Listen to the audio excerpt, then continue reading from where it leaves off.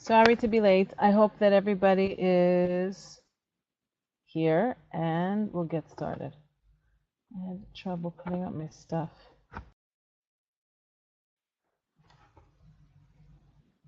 Yofi, you can hear me? You can see me? Should I play with the sound a little bit?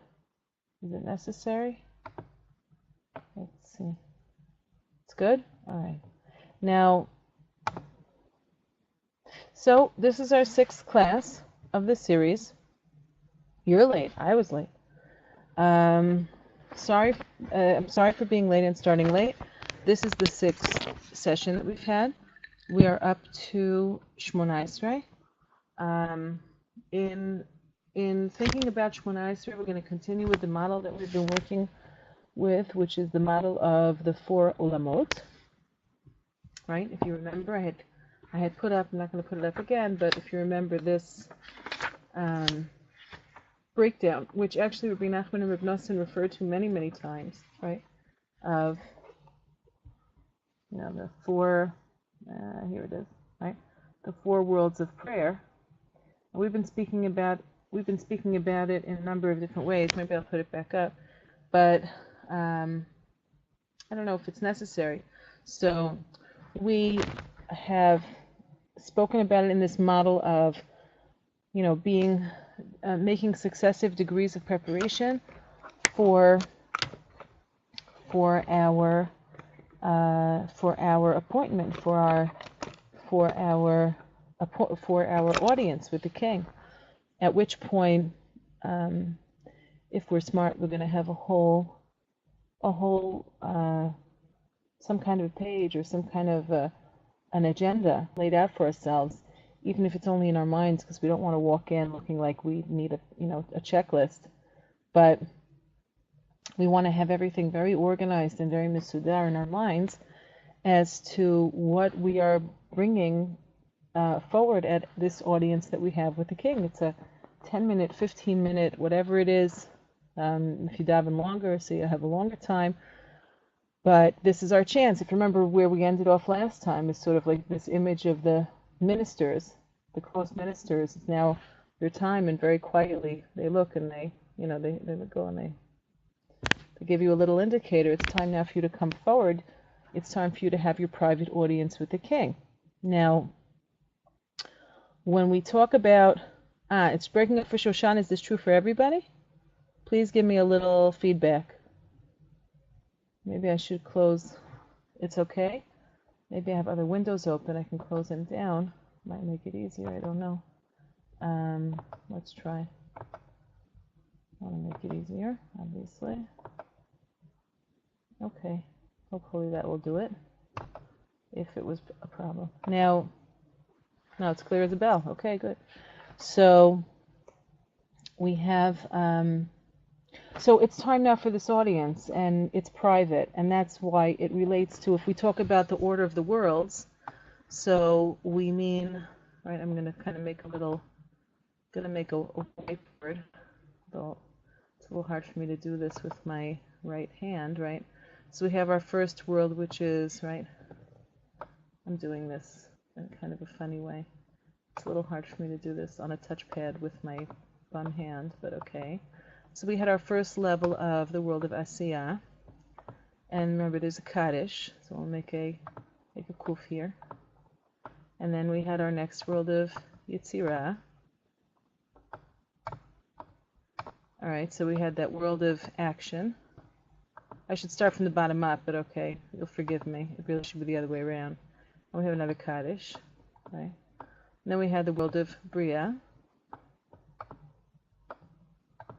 which, if we're going according to what we've spoken about until now, right, Asiya is all of your morning blessings, etc., korbanot, preparatory.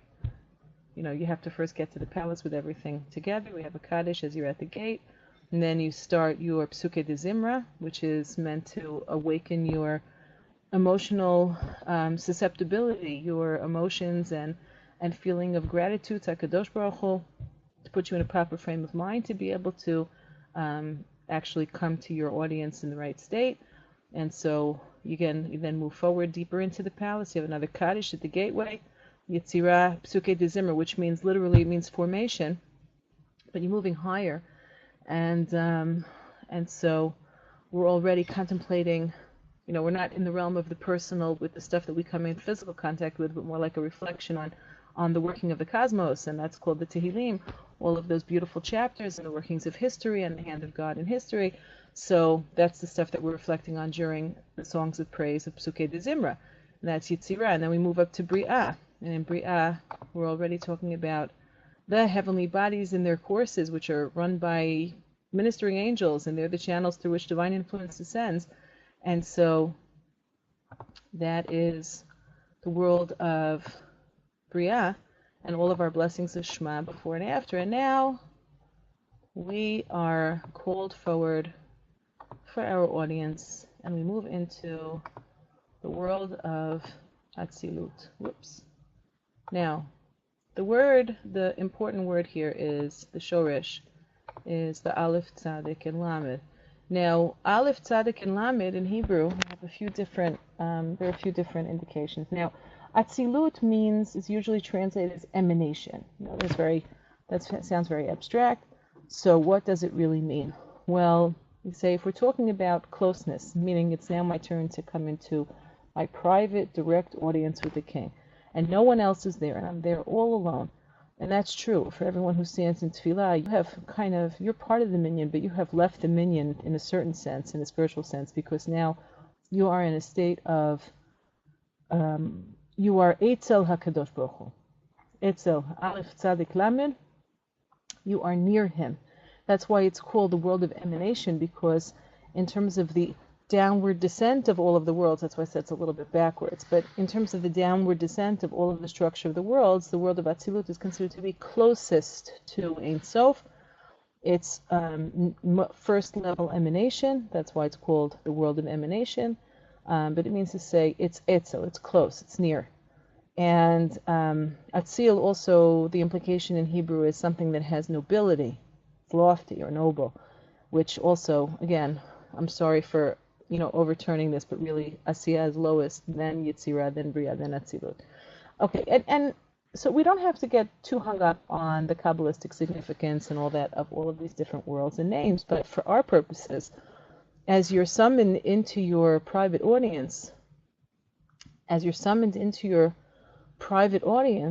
so you are now Eitzel HaKadosh Baruch Hu, you are now near. And you say, but I was near before. Wasn't I near before? Isn't God everywhere? Like wherever I am, isn't that where he is? And the answer is yes. But prayer allows you to focus on the fact that he is near. And the Ramchal tells us that this idea of, before we start Shmona Esrei, we take 3 steps back, we take 3 steps forward. Now you only take 3 steps back in order to provide yourself with the space to take 3 steps forward, right? 3 steps forward and 3 steps back is because you have to imagine yourself moving into really a different place. You're in a different place because the place of Atzilut Tefillah, of prayer in the world of Atzilut, where you really need to have a sense of being in the direct, you're not reflecting upon anything, actually, by the time you get to Shmona Esrei. When you get to the Amidah, to the Shmona Esrei, you're no longer reflecting or in a state of wonder about anything. You're just pouring your heart in direct communication out to Hashem, like you would be speaking quietly and with a lot of gravitas and in a state of awe and wonder and love, in a posture that suits the state of being in the presence of the King, speaking about your very, very important needs and concerns that concern not only you personally, but also all of the world. And that's your private space that you have with the Creator. That's the prayer of Atzilut. You could be in a shul that's got 10,000 people in it, and you're alone with Hashem. You could be alone, or you could be on a platform waiting for a train, or you could be anywhere and be in the state of being Eitzel HaKadosh Baruch Hu, close to Hashem, alone with Hashem, as soon as you focus yourself on prayer. Now, in all the other states the reason why I say it's not a place of reflection is because ideally the state of the Shmona Esrei is not one where you're supposed to have a sense of yourself at all. It's very interesting because you're praying, right? So you're talking about, You're praying from the siddur. So you're talking about your needs and you're feeling yourself very much. But actually, in the language of the tzaddikim, Bria is the place where you're still a self in relation to Hashem. We're talking about an ideal state. It means you feel close and you feel inflamed with love and reverence for Hashem and awe for Hashem, but you're still a self. You're still an independent entity feeling that. And in the place of Atzilut, you're not supposed to have such a sense of self, which is interesting because you're speaking about the needs of self. One of the reasons why it's in this kind of, it's in a collective language, it's Rafa'enu, Shakolenu, Barech Aleinu, right? It's in the voice that's a plural voice. It's the we voice, not the I voice in Shmona Esrei. It's really because the I is not supposed to be asserting itself so much in Shmona Esrei.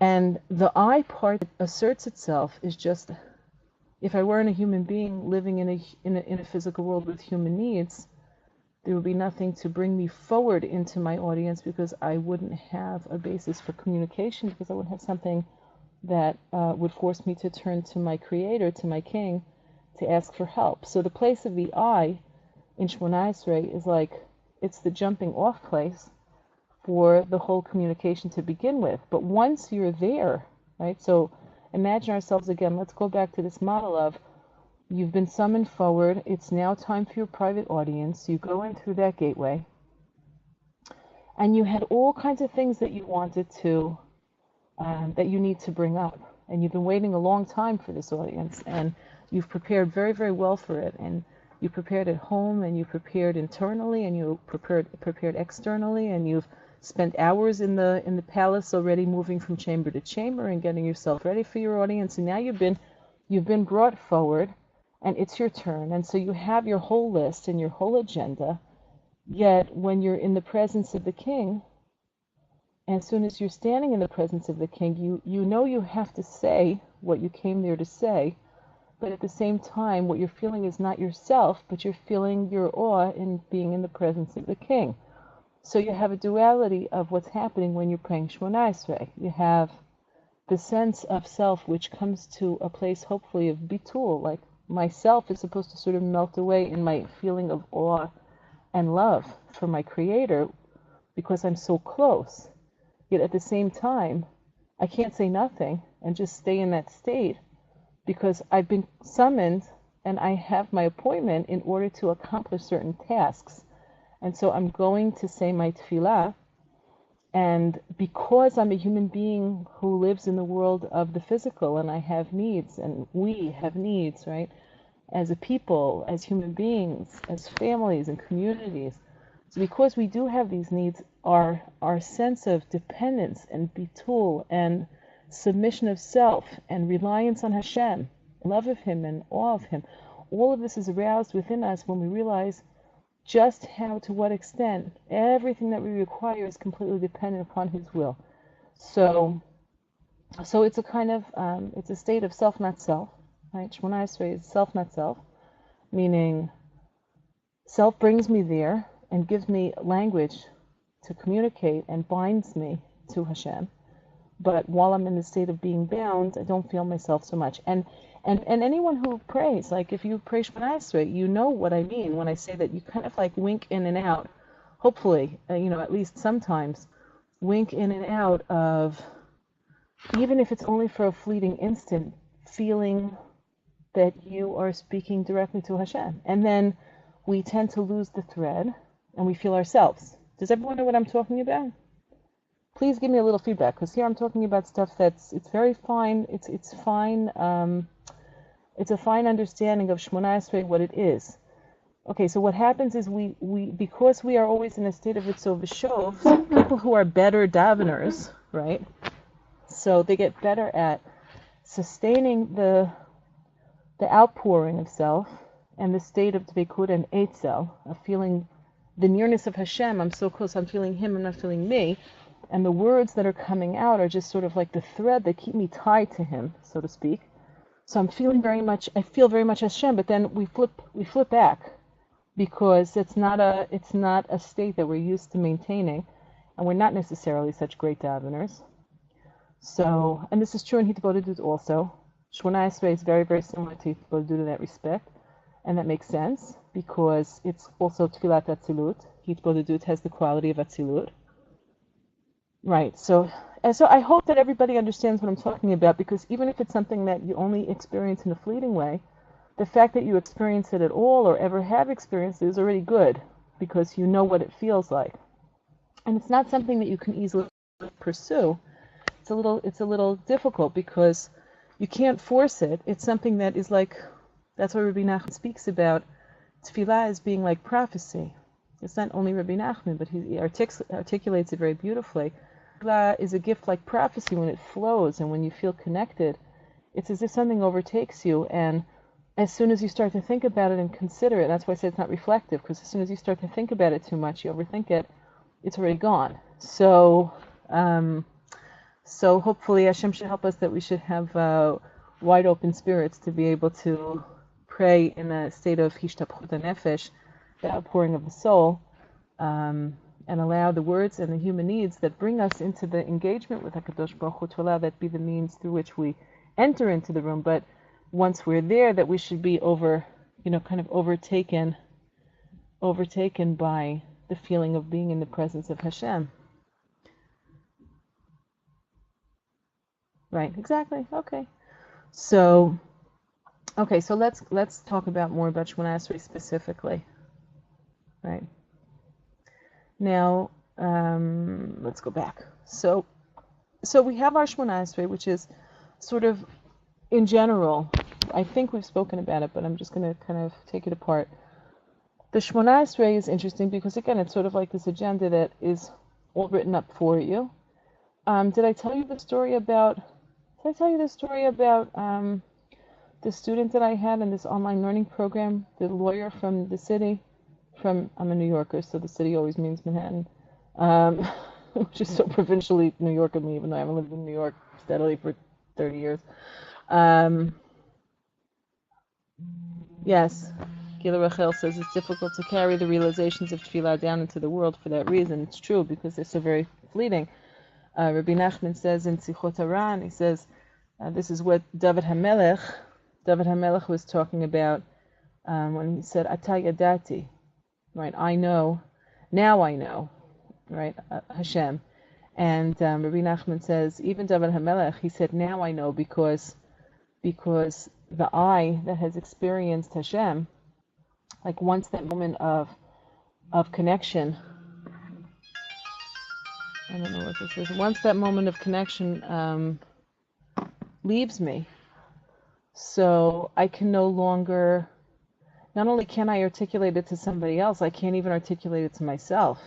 He says, I can't articulate it from day to day to myself, much less somebody else, and even from hour to hour, because once it's passed, I don't have the language to be able to express it. I just know I have like a little rishima, a little bit of a trace of what's left, but I don't really have, I have no way to articulate it because it's something that's so delicate. In any case, we have our Shemona Esrei. I had told you about the about Elokei Avraham, Elokei Yitzchak, Elokei Yaakov, about the language of Shemona Esrei and how you can't mess with it. Did we talk about this already? I spoke about it in class, but I just don't know if it was here. Nobody remembers me talking about this? Okay, so then I'm going to tell you. Now, the siddur that we have, which is like the core of the tefillah, and if you think about it in the framework that we've been speaking about it until now, it makes a lot of sense, because the point of all of the other apparatus of Asiyah, what we have in front of us, Asiyah, Yetzirah, Bria, until Atzilut, so all of that apparatus of the siddur, meaning everything that leads you up to Shemona Esrei and everything that comes afterwards, it's just this kind of setting, aside from Shema, which you have a separate obligation to say, so it's incorporated into the prayers. But the rest of the siddur is kind of like this it's this whole structure that's built around the essential moment or moments that you have of your audience and contact. And that's really the basis of tefillah. So when the Talmud is talking about tefillah, every time it uses the term tefillah, is it talking about tefillah in terms of Shacharit, Minchah, or Arvit? No. When it says tefillah, it's talking Shemona Esrei, it means Amida. And that's because that's the core of the tefillah. It's the purpose of the tefillah, that moment or however many moments of atzilut, connection with Hashem. And everything else is just like a kind of way of getting there or backing out of there. And that's the structure of tefillah that we have. Now, when we think about the tefillah itself, the core of the tefillah, which is the Shemona Esrei, so where do we have this language from of the Shemona Esrei? It's very, very, it's a very ancient vintage because the Talmud already speaks about it 2,000 years ago. Then that's a standard text. So it's not like something that was created later. It was something that goes back quite a bit of time. At what point do we have the core of the siddur? From when? So we have it from the time of Anshe Knesset Hagdolah, from the time of the men of the Great Assembly, who organized Jewish life and made takanot, made all kinds of halachic determinations and standards after we returned from our first exile, our 7-year exile to Bavel. And so interesting, like I teach history and I always think, our first exile to Bavel, our 7th year, it's like something that's mythic and it's actual, like we're Jews, so our history has been really well recorded. And so it's just so amazing to me how, like the biblical narrative tells this whole story about these people and, it's us, and it actually happened exactly this way, and here we are still moving along. Sometimes, anyway, I just get a little bit overwhelmed. So in terms of, so we're talking now, well, if 2,000 years ago, approximately, the Second Temple was destroyed. So pull back another 400 years before then, right? So that's 2,400 years ago, is about the time of the construction of the second Beit HaMikdash, and that's about when they lived. That's 2,400 years ago. A little bit more than that. And there was a 70-year gap. Before then, we had another 400 plus years of a first Beit HaMikdash, which brings us back all the way to the biblical period, almost 3,000 years ago. So let's see. So we have our 2,400 years ago, approximately. We had great sages. The first of the men of the Great Assembly were the last of the prophets. Haggai, Zechariah, Malachi were the first of the men of the Great Assembly. And who else was part of this group of men of the Great Assembly? Does anyone know? The intertemple period. Think of some great figures who lived in the intertemple period, after the destruction of the first temple, prior to the construction or at the beginning of the construction of the second temple. Daniel, Mordechai, like these are Hanani, Mishael, Azariah. We have, those are our earliest ones, and then afterwards we have the beginning of the next Torah leadership period after that is the beginning of the Zugot, Shmaya Vavtalion, Hillel Hazaken, etc. So we're going back a long time. Now, the men of the Great Assembly were the last of the prophets. And the first, like the core text that they provided for us, there were a few tefillot, other tefillot that they provided for us. Yehi Chavod, I think, is one of them, but we have, but Shemona Esrei is the main one. Now, the Shemona Esrei that we have is not just, it's not like some kind of tefillah that was, not a prayer that was arrived at by consensus per se, and it's not the product of human imagination and ingenuity. It's a prophetic, encoded work that is meant to encapsulate all of the touch points of prayer in order to unlock shefa, in order to unlock flow, the flow of divine abundance that should come down properly and in a regulated, measured way on a regular basis. So that's why we have 3 times a day. The institution of Tefillah Shemona Esrei 3 times a day is because, not because you need things, but because the world needs vitality. And the engagement with Tefillah is the way that it's drawn down into the world. Now, in terms of being able to approach Shemona Esrei really a meditative way that does this kind of work, I mean, that's the work for tzaddikim and Kabbalists and stuff like that, people like that. Because for us, for regular people, like I said before, our normal human needs and the way that we relate to the straightforward meaning of the blessings and the requests that are in the Shemona Esrei is, like that's our link. Meaning it's our humanity and the fact of our need and the fact that we're so very self-focused and focused about the particular needs of our families, communities, etc., or our people as a whole, which is pretty good. So that's already, like a big, big level. to be focused on the needs of the Jewish people as a whole. That's already pretty big. Usually we're concerned about ourselves, and that's normal for regular people like ourselves, because what's most important in tefillah in terms of the world as a whole, in terms of Shemona Esrei, is that we should be engaged and feel a sense of immediacy and dependence upon HaKadosh Baruch Hu and closeness. So instead of our smallness being a problem, it's actually very useful, because our feeling of neediness and dependence is something that helps us to form an actual, real, emotional, spiritual bond with HaKadosh Baruch Hu, because he's not something that's theoretical. I said I was going to tell you this story. It's like a pretty... Years ago, I'm trying to think how long ago it was. Must have been like 25 years ago, about 25 years. I used to work for an organization that was like... It was like before there was an internet, but it was really... it was pretty rudimentary. Usenet was still around, if anybody remembers that. So there was Usenet, and there were Usenet groups, news groups. They were called news groups, and and there was email, but like there wasn't Google, and there wasn't Gmail. So if anybody remembers those days, we had an online learning program. There were websites. They were pretty rudimentary too, very static.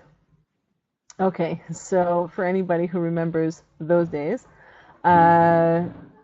computers were helpful but not all that intelligent, and so was the internet, helpful but not all that intelligent. I used to work for this educational group, and what we did was we had a website, and students from wherever were able to, adults were able, who wanted to, increase their Jewish education, something like Breslov Research Institute has with Breslov Campus, but of course this is far more sophisticated. We didn't dream of having stuff like that at that point quite yet. There was only CUCME. I don't even know if CUCME existed then, for those who really know. CUCME was something that had been developed either in Cornell or in Princeton, and the cameras were so slow and terrible, like it took one shot every 3 seconds or something like that, and it was always super choppy and terrible and was always falling down. Anyway, back in the days of dial-up. So we had then this educational program, and we would create curriculum material on different subjects of Jewish interest, parsha things, Jewish philosophy, very nice stuff, and we would create these lessons, and then students who were part of the program got to read the lessons, like bit by bit, and there were questions, and then they answered the questions, and they sent in their answers by email, and we'd have these running response and reactions back and forth by between dashed lines, like and you'd change your font or something. Anybody remember stuff like this? You change your font so that you could distinguish, because you'd be having these running conversations. The same piece of email could go back, like 8 times, and you're still scrolling to see where the new stuff is, Bain LeBain. Anyway, so we had this program. And I had a student who was a fancy schmancy lawyer in Manhattan. And she was very, very intelligent, and also very, avowedly liberal feminist, and she was very skeptical about all this orthodoxy. So, but we got along like a house on fire. We had a good time together. She was very happy to have found somebody she could have who could answer questions, and who didn't make her feel like a terrible person for her liberalism, her liberal feminism, etc. And so we had a very productive learning relationship. Anyway, in those years, the conservative movement had come out with its new siddur. Since then, it hasn't been updated, I don't think. So it was very big deal when it was published. Chaim Potok worked on it, Elie Wiesel worked on it, there were all kinds of writers and philosophers worked on the new siddur for the conservative movement. And I think the basic changes that were made then have remained in place. And one of the changes that was made was in Shemona Esrei, the language was altered from Elokei Avraham, Elokei Yitzchak, Ve'elokei Yaakov to Elokei Avraham v'Sarah, Elokei Yitzchak v'Rivka, Elokei Yaakov v'Leah v'Rachel. And so we were doing a course on prayer, And she told me how much pleasure she gets from using the new conservative siddur that just came out, because it makes her feel, like her values are being affirmed, and she's getting proper kavod. You remember the story, or you remember the siddur? I told the story. I didn't tell the story, but I told this story here in this class. Yes or no? Okay. So she wrote. So she wrote to me, and whenever somebody feels some kind of goodness about something, you don't want to burst their bubble, but actually to play with the Shmoneh Esrei, you really can't do it. And I wrote back to her, and I said, you see, even though you feel like the change in language has empowered you, it's actually diminished you greatly without you even realizing what was done. And since most people don't understand the intricacy of the siddur and the kind of coding that's there, the meditative and Kabbalistic coding that's there, because they don't learn it, so they don't understand what's being changed and how problematic it is when it's being changed.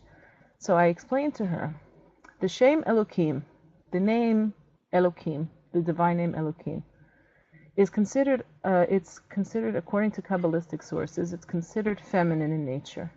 Why is it considered feminine in nature? Because Bal HaKochot Kulam Elokim, right, means God as we relate to God in the world of multiplicity, where it appears as though there are many forces at play, yet we know that all these forces are really only bound up with God, one God. Nevertheless, in the world of appearances and in the physical world, it appears to be lots of different forces at play. And so when we say the name Elokim, it means Bal HaKochot Kulam, that we have a super consciousness that God is master of all apparently disparate forces. So that's Elokim. And that's halakha. Like when you say the name Elokim, or Elokeinu, that's according to Shulchan Aruch, that's what you have to have in mind. Bal HaKochot Kulam. There's a particular meditation that's the proper meaning of that name. Now, I said this is considered to be feminine. Why is it considered to be feminine? Well, because if we consider the world and everything that's in the world as like God's house, so the house, the home, right, it's got lots of different elements to it. Like it has furnishings, and it has, what do I mean by disparate forces? I mean like wind and sun and rain and financial forces and political forces, and like everything appears to be its own thing, but it's not its own thing. It's all being ruled by a single divine will. Nevertheless, in the world of multiplicity, it appears to be disparate forces. You have super consciousness that it's all God, but that's not something that's apparent to you. That's something that you intuit, or that you feel, or that you know, or that you believe. It's not something that appears to you automatically. Yes? You following me? It's a little, it's kind of abstract. I hope everyone's following me. Okay, so we call this feminine. Why is it called feminine? And say because if we call this world God's, the home where God expresses himself. So generally speaking, the home is considered to be more the feminine space than the masculine space. Now, why? So it's like, you still can what? Yel Rachel, you still can what?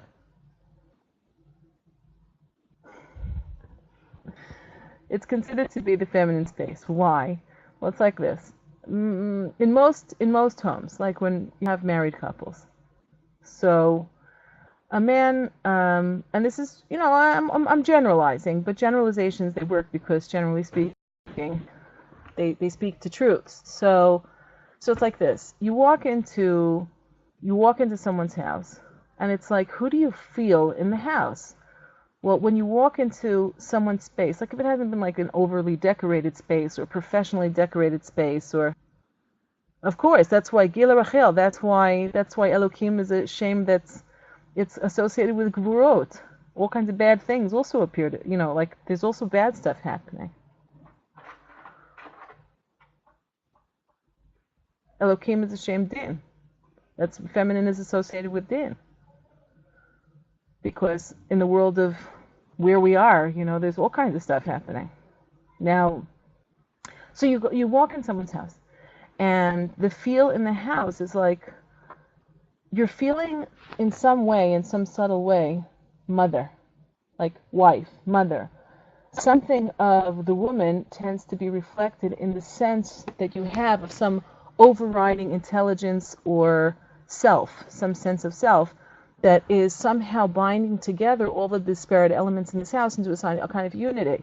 And so you walk from room to room, and the living room is not like the bathroom, right? They're different, they function differently, they have different purposes, etc. And their decor might even be different, but there's, generally speaking, in someone's home, you're going to feel this kind of pervasive self, and it's generally self of the woman of the household, because that's what permeates the space and is ma'ached the space. Is everyone with me? Because it's like these are deep ideas. In any case, so I said to her, listen, the name Elokim, when it says Elokei Avraham, the Kabbalists tell us that the name Elokei, God of, is a reference to Sarah. And when it says Elokei Yitzchak, it means Rivka. And when it says Ve'elokei Yaakov, it means Rachel v'Leah. That's why that third one has a Vav and the second one doesn't. Meaning in Hebrew we would normally say Elokei Avraham, Ve'elokei Yitzchak, Ve'elokei Yaakov. If we were just trying to string them together, we need and. However, we're not saying that. Elokei, that's one wife Avram had, one wife that Yitzchak had, but Yaakov had two wives, Rachel v'Leah, and therefore the Vav of Ve'elokei is meant to tell us there's a plurality in the expression of femininity that he was attached to. Okay, so I said to this student, I said, Nebuch, the editors of that siddur thought that they were valorizing and glorifying womanhood by inserting the names Sarah, Rivka, Rachel, Leah into the Shmona Esrei, without realizing that they were already there, and they were there in what we would call an undiminished state, meaning the way that they appear in Shmona Esrei is as ambassadors and representatives of the Shekhinah. That's the role, that's the place, that's their place marker, and it's already there. Don't, how does anyone touch the siddur? Every letter in the siddur is Kodesh Kodeshim. It's Holy of Holies. You can't mess with it. You have to articulate it. Be careful with it. So she answered me, my student, and she said, I never heard of such an idea. I said, of course you didn't. Neither did any of those editors. They had no business touching the siddur. You don't touch something that you don't understand. Anyway, so I hope it gives us, long story, hope it gives everybody a greater degree of appreciation for every single little subtlety, even if you don't know what it's about or you don't have that kind of access to information. We go on a kind of faith that the sages and prophets who built our Shmona Esrei for us really knew what they were talking about.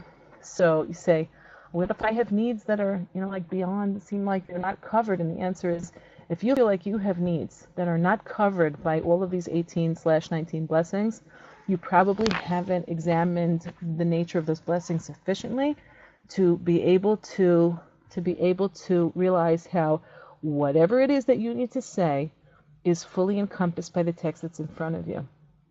And if you haven't expressed what you need to express, you can always ask privately. You can always, if you want to, you can add in Shema Koleinu. There are people who do that. But the idea of having kavanah, proper kavanah during Shmona Esrei, is not just, if you take your time with each of these blessings and really think about them and allow them to speak for you, they really do touch upon the full extent of human need and yearning and collective, strive, spirituality, and everything that we need in Ruchnis and Gashmis. I mean, it's covered. So, so the more we deepen, the more you delve, the more you get back. Go get the siddur of Rav Hirsch. Go get a siddur with a good perush. I think Breslov put out a nice siddur with all kinds of interpretations from Rabbi Nachman's teachings and Reb Nosson, right? Isn't there a siddur that they did? Didn't BRI do a siddur? Does anybody have a copy of it? Anybody have one? No one has one? I know that it's out there. I haven't seen it. So, maybe that's something, but there's so many different possibilities, right? In terms of, just deepening our practice and our understanding so that when we start our Shemona Esrei, as we go through it, right? So, in terms of having a lot of siddurim, it's like you want to have more, you want to be able to connect to it more fully. If you don't understand it, it's hard to connect to it. It's hard to take advantage of it. But at the very least, even if we don't feel like the words are Sephardic, Ashkenaz, linear, etc., whatever works, whatever will work. Okay, now let's see. Now we're going to go into some sources. We still have time. I'm going to go into some sources that speak about the nature of the tefillah. And now that we've had a little bit, of introduction talking about different ideas, so we can see a little bit more what's being intended here when we open up Rabbi Nachman or Rabbi Noson's sources on prayer, on Shemona Esrei, it'll make a little bit more sense. Kar shleimut tefillah. A lot of times Rabbi Noson and Rabbi Nachman will use this kind of like the main thing. They'll use that language of, this is the main thing. Well, all that it shows you is that there's a lot of things that are very important because there's so many different ikarim. So that's just life. There's a lot of stuff that's really important. Ikar shlemut tefillah, if you want to talk about what does it mean to really pray, right? We accomplish this, we really pray when we have nullified ourselves to the ultimate, which means to Hashem himself, right? Shesham kulo tov, kulo echad, kulo kadosh, which is a state where everything is good and everything is one and everything is holy. And last week I think I gave you this example, which is from Samech Hey, which is a very important lesson 65. Very important lesson about prayer, and I think that it was translated and made into a little booklet called Garden of the Souls. If anybody's familiar, BRI put out a booklet called, years ago, called The Garden of the Souls. I think that's a translation of that lesson. In any case, there's a lot that has to do with prayer in that lesson. And in that lesson, he speaks about the bitul el hatachlit and saying Shema. Remember last week I said this idea of closing up the eyes tight, like as if you squint when you're looking at something at a great, great distance, and when a person is in pain and suffering, so he closes his eyes to the, and completely nullifies himself to the tachlit, to the ultimate future, which is the idea of saying Shema with your eyes closed. And that's the Shema that we say, that a Jew says at the moment of martyrdom, and that's the Shema that the Jew says at the moment of death, and that's the Shema that the Jew says at the moment of when you go to sleep at night, you don't know if you're going to wake up in the morning, right? So that's called bitul el tachlit, but it's also true in Shemona Esrei. If it's true with Shema, it's certainly true in Shemona Esrei. Shesham kulo tov, kulo echad, kulo kadosh. Now, in that lesson in 65, Rabbi Nachman talks about a kind of paradox of prayer. And the issue with prayer that's complicated is as follows. Your Shemona Esrei is supposed to be one thing. It has 18/19 blessings, and so it's hard to maintain unity in your Shemona Esrei, especially if you're not a very practiced davener. So it sort of feels like it's piecemeal, like you're moving from one blessing to the next.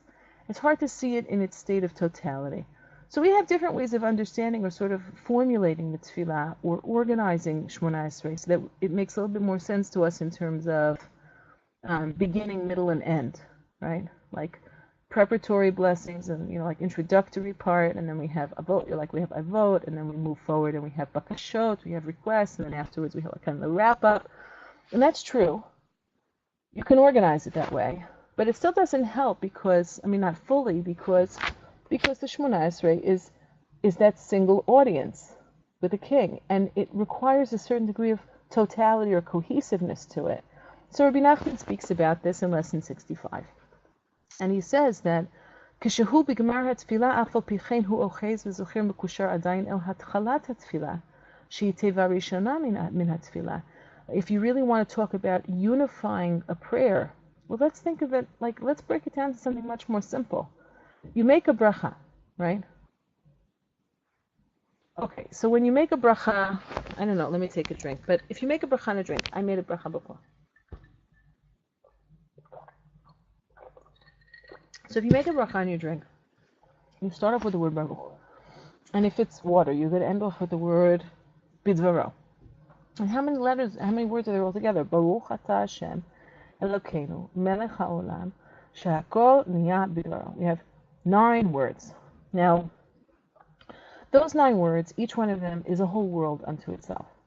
And Rabbi Nachman says it's like walking into a beautiful, beautiful garden, and every flower that you pass, it's like you're walking through a conservatory, through a garden, and every flower along the pathway, each one is rarer and more beautiful than the next, and you stop because you see this lily, and you're entranced by it, and you want to look at it and smell it and be with it, and you can't tear yourself away from that flower because it's so precious.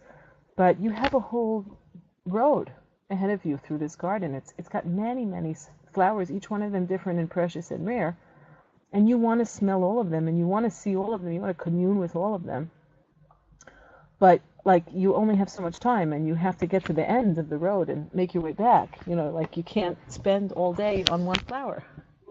You can't even spend 5 minutes on one flower because you have so many to visit. So if we see, and he's talking about letters actually, he's not even talking yet about words. He says every letter, like the first bet of Baruch, it calls out to you. Like imagine the flower that you love best. Everybody probably has their own favorite flower. Like if I say, what's the most beautiful flower? Do you have an image of a flower in your mind? So many people have a flower that they love best. So you think about that flower and you say, oh, I just want to look at that flower, So that's your bet. And he expresses it so beautifully. He says, and that flower, it speaks to you. It says, look at me. Smell me, be with me. Don't move on from me. Look at how beautiful and precious I am. How could you go and keep on moving and move on to some other flower when I am so perfect? So he says your first bet of Baruch, of the very first word of your bracha or your prayer, it just wants to hold you, and you want to hold it, and you don't want to move on. He says, but you have to move on because you have to complete the prayer. You have to complete the blessing. So you can't just stay there with that first letter. So you must move on. And each flower that you pass also goes through the same thing with you. Don't leave me. Stay with me. Don't move on. How could you keep going? And you want to stay, but you have to go. And he says the only way that you can keep all of these, he calls them, like the letters themselves, the words themselves. The letters become words. The words become phrases. The phrases become full blessings. The full blessings because so you have this totality of your Shmoneh Esrei, which is made up of very small components, and each one of them wants your full attention. And how are you supposed to give it your full attention if you must move on to the next word, the next letter, the next word, the next phrase, the next sentence, the blessing, etc., etc. So Rabbi Nachman says, the way that you keep it all, and you don't actually abandon any of the beautiful flowers, is he says you have to be ochez v'zocher u'mekushar adayin el hatchalat hatfilah shehi teva rishona me'hatfilah. You have to still be conscious and hold in your mind everything that you've said from the beginning, by the time you get to the end. Otherwise, it just becomes these disparate letters and words and phrases. Meaning, it's your job to make it into a single totality through the application of your mind. Now, let's think how it works. Let's keep it simple. With your glass of water, okay? Now, if you go to a class, or you open a sefer, and you learn about the meaning of brachot. So you say Baruch. There's so many different meanings about the word Baruch, right? So it has its whole world of meaning that is awakened in me based on whatever it is that I've learned and what I feel when I say this word Baruch. And then I have to move on. I have to go on to the word Ata, you, capital Y, right? And that could take potentially all my attention. But because it's a communication, I'm not such a robot. I'm not an automaton. I don't have artificial intelligence. I've actually, hopefully, integrated human intelligence, which means that I'm supposed to be able to get to the end of my bracha.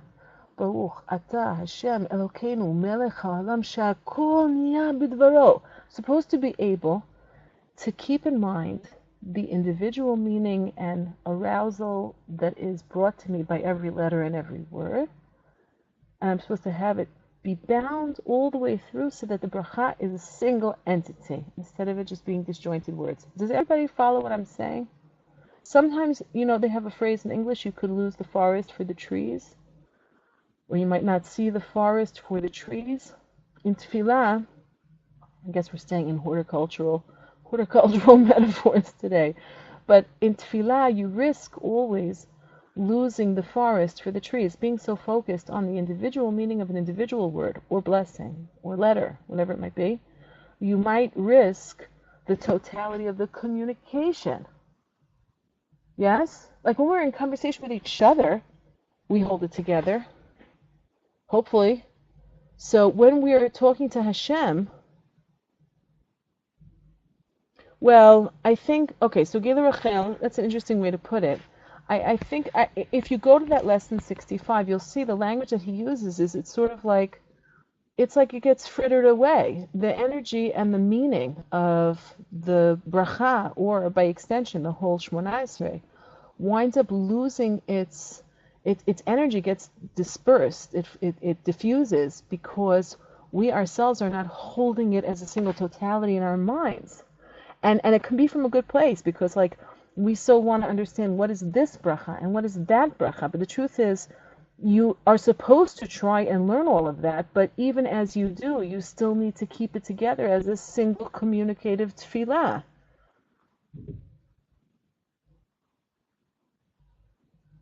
Yeah.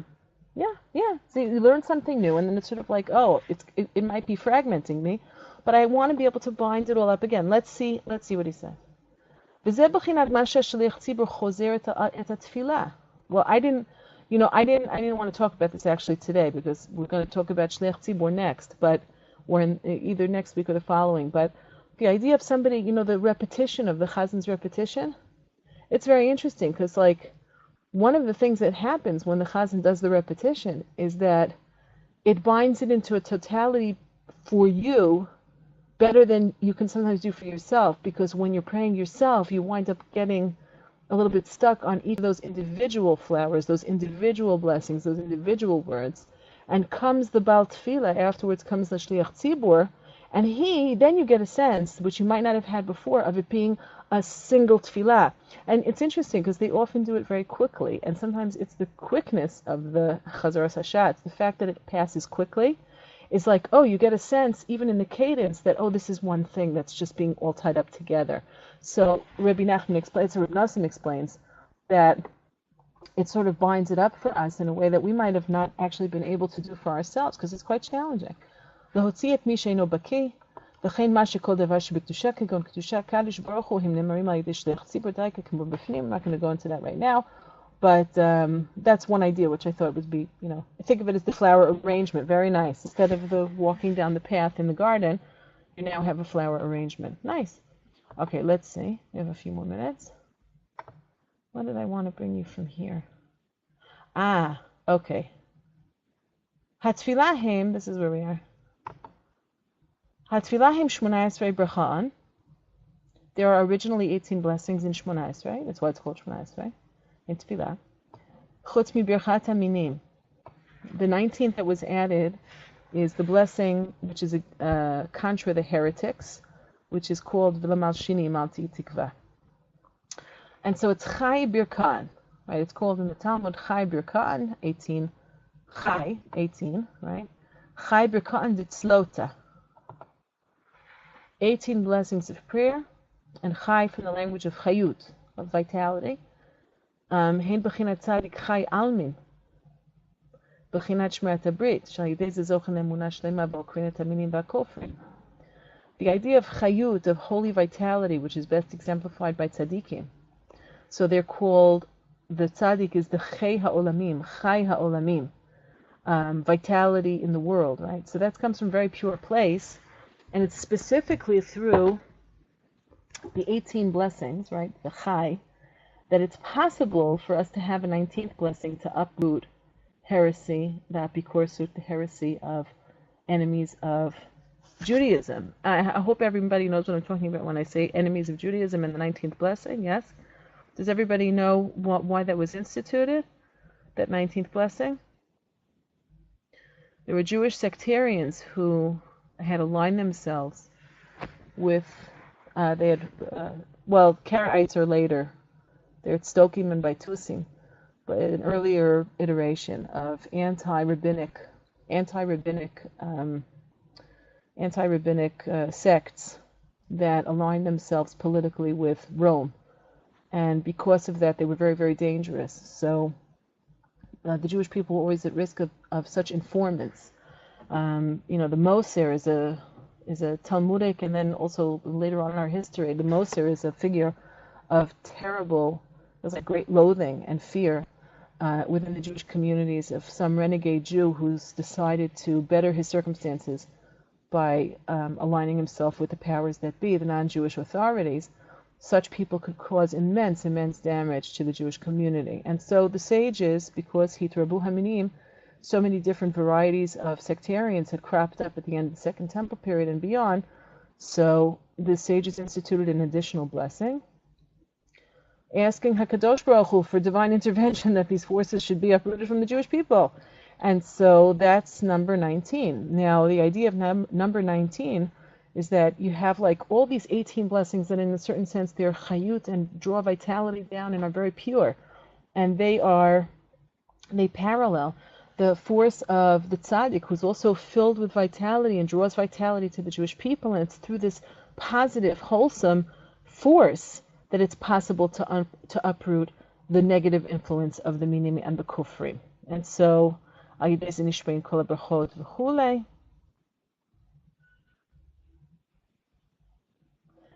so the total of 19, right, is also a reference to there being 7 moving planets, that was how they described them in that time, plus another 12 constellations or, signs of the zodiac.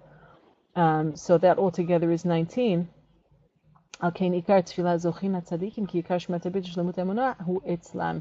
another reference. It means that you have this kind of purity of tefillah and spiritual focus, which is filled with vitality. It's like, gives vitality to all of the worlds. That's the idea of all of the 7 kochve lechet, those movable, those orbiting planets, plus the 12 mazalot. It's via the agency that all of this vitality is drawn into the world, hopefully to uproot heresy. Now, Ikar Tefillah B'Chavana, we're going to stop in a few minutes, last little bit. Ikar Tefillah B'Chavana hu lekasher v'le'esof kol hamachshavot ha'retzonot v'anefashot l'toch diburei ha'tefillah. So, to put it just to be simple, Shmona Esrei is the place where you're supposed to awaken and invest all of your power of thought and will and desire and all of your physical faculties into the actual words of the prayer. Lekabetz pizurei hanefesh.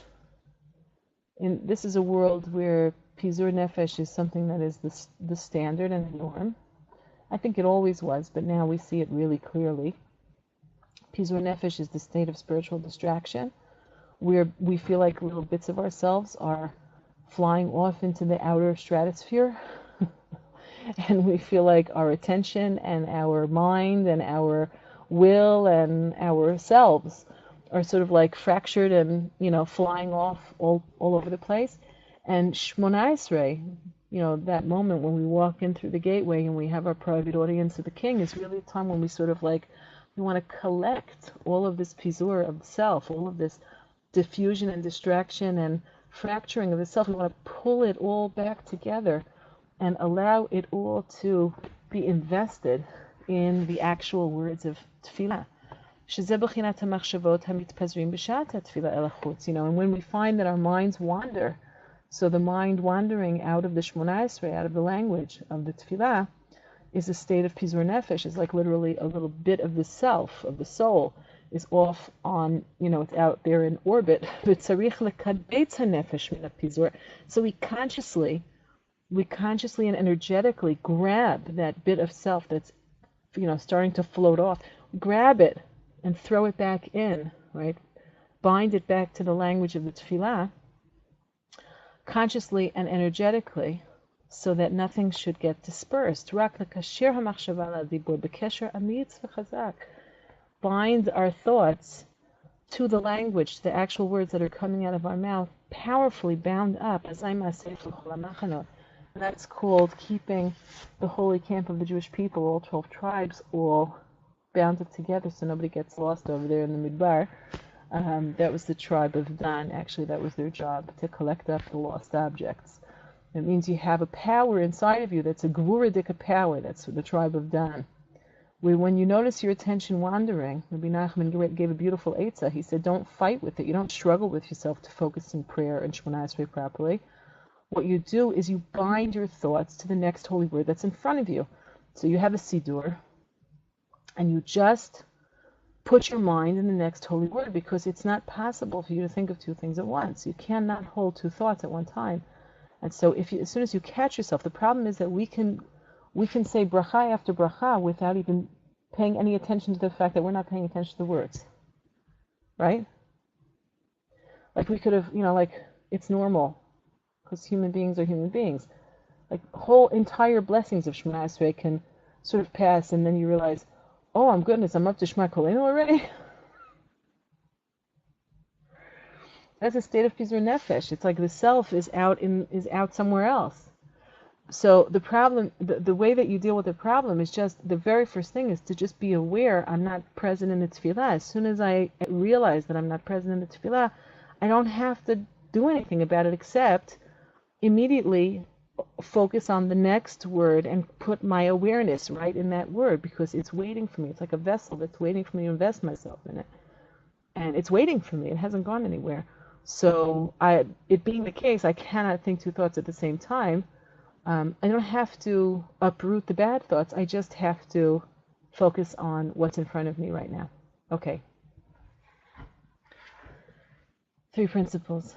One thought at a time only. Well, Rabbi Nachman spoke about it 200 years ago, so.